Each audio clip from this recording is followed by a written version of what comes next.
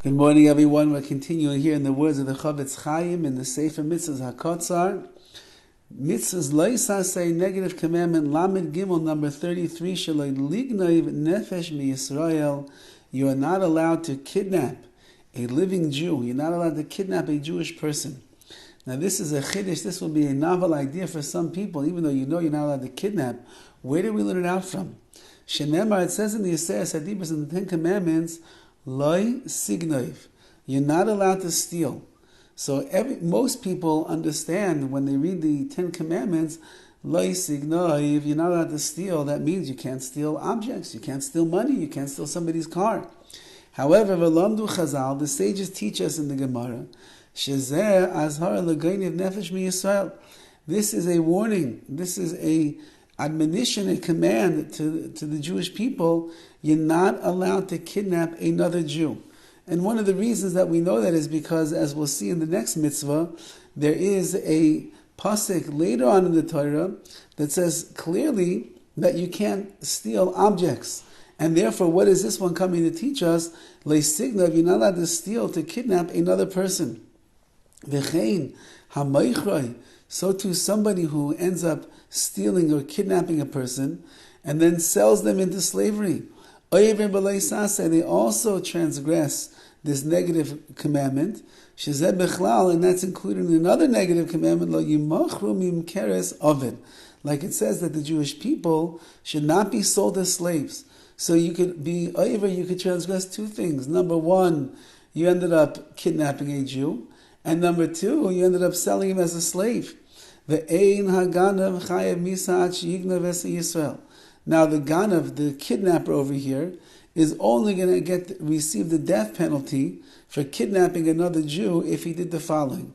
Number one, he had to steal this Jew, and he brings him into his own reshus, into his own domain and his own possession. Also, he needs to make use of him. He makes him into his janitor or his maid or the like. And on top of all of that, he goes to the next level. He ends up selling him to other people.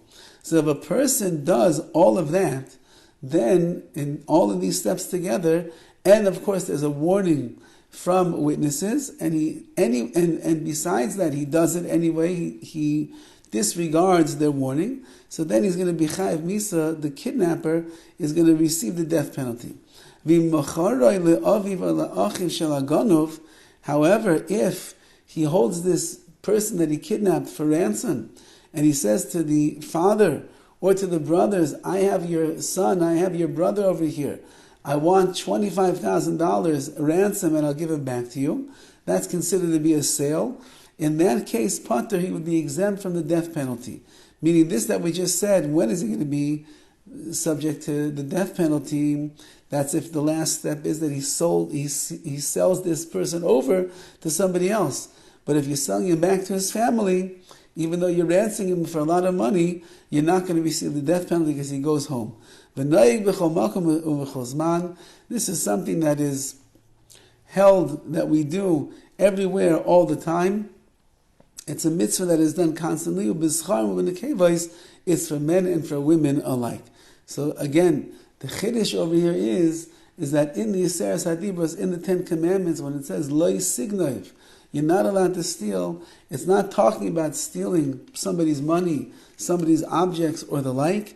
Rather, it's talking about kidnapping and stealing another Jew.